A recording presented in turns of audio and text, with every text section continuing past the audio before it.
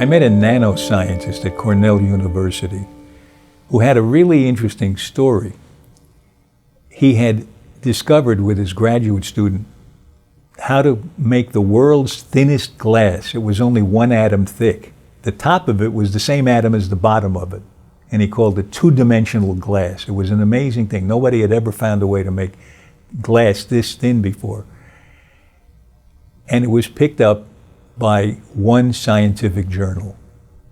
And it seemed like a more interesting subject than one that would just get that much attention. And a couple of months later, he was taking our workshop when we were up at Cornell. And in the course of talking about his discovery, we realized that he had discovered how to make the world's thinnest glass by accident. It wasn't something he was trying to do. An accident happened. And I said, you know, this is fascinating. People like us on the outside and the public, it's an interesting story to us to know that something so groundbreaking that helped you understand the structure of glass and might have new uses for glass, that you discovered such a thing by accident. What an interesting story that is. And also in the meantime, he had been cited in the Guinness Book of World Records as having discovered the world's thinnest glass. So now he had two things that would interest the public. And the next time he gave an interview, he started off with the story of how it had been an accident that he discovered this. This human story now led into the technical story about what was the world's thinnest glass, how was it made, and that kind of thing. It became a story that was interesting to other people who don't know the technical details with that familiarity.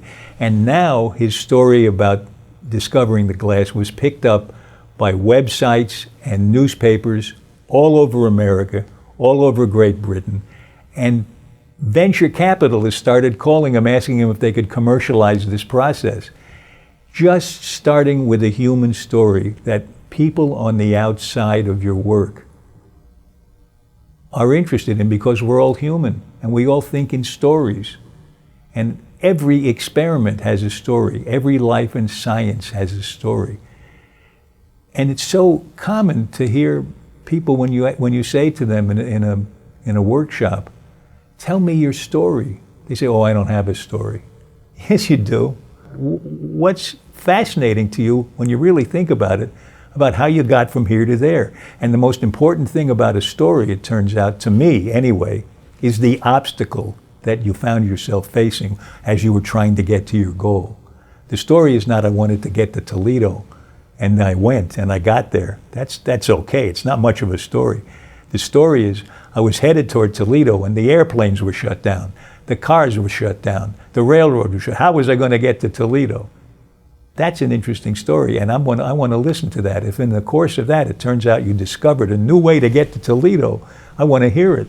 The glass of water exercise is something that I figured out on the way to giving a talk. I wanted to give a talk to writers about what's the essential ingredient of a dramatic story. And I'm in the car with my wife, and I said, I don't know how to start this thing. She said, well, why don't you start with some image? I said, an image, okay. Okay, so an image of a story, a dramatic story, I decided in that moment was carrying a glass of water across the stage filled to the brim. So when I got there, I said, is there somebody relatively brave in the audience? Come on up. Carry this empty glass across the stage. And it's a little awkward. The audience titters a little bit, but nothing much is happening. She puts the glass down on the table over there. Then I take a pitcher and I fill it all the way to the brim, as far as there's hardly a molecule of water left before it starts to spill. And she's holding the glass. And I say, okay, now carry the glass carefully across the stage and put it on the table over there. But don't spill a drop or your entire village will die. Now she's got an obstacle she has to overcome, and she carries it so carefully that the audience is riveted to the glass, and if a bead of water goes down the side of the glass, you can hear them gasp. Now everybody knows there's no village, nobody's going to die. But just the imaginary situation that she has this important obstacle makes this an engaging sight. And that happens in every story that has a dramatic obstacle in it. The attempt to get past the obstacle, to get where you're going, to achieve what you're trying to achieve, makes it an interesting story. So my guess is, instead of leaving out your mistakes, instead of leaving out the problems you have in achieving something, whether it's science or whether it's an interview where the prospective boss says, "Tell me about your greatest achievement." Don't just tell them about your greatest achievement. Tell them about the problems you had in solving the issue you were dealing with, so you could get to something you could call an achievement. That makes it an interesting story. It makes it a more human story, and it doesn't make you a braggart. It shows you had something really tough to work on. Here's what you thought you might do to make it better. It's engaging. And what you want to do is engage that new employer.